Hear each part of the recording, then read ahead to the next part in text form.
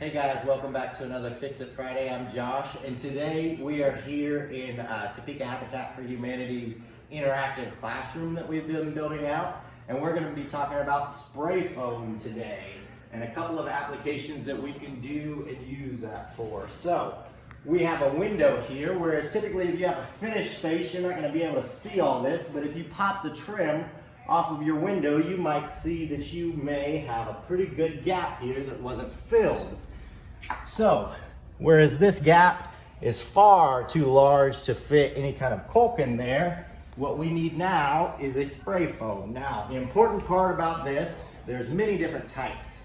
Anything that has to do with any moving parts like doors and windows, we want a window and door foam because that's low expanding. All of our other foams expand a whole lot more than what we want it to. We can actually trap this window in place and not let it move. So whenever we're dealing with moving parts, we want window and door filler, and really it's just a matter of shaking it up and steady motion. When we apply this in here,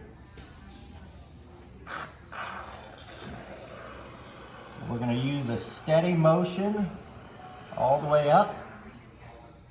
Click that close, and you'll see that starts to slowly expand and push its way out. Now, that's when it first gets applied. This is when it's dried and finished. So, whereas we don't want all of this showing, what we can do is take a utility blade and then score that and take that out.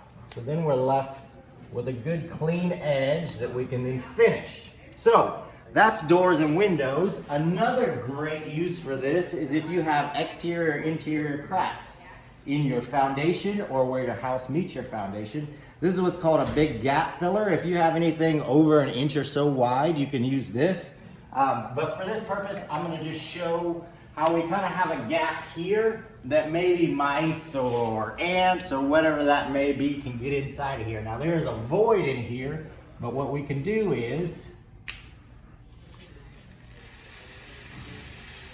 we can see that this expands a lot more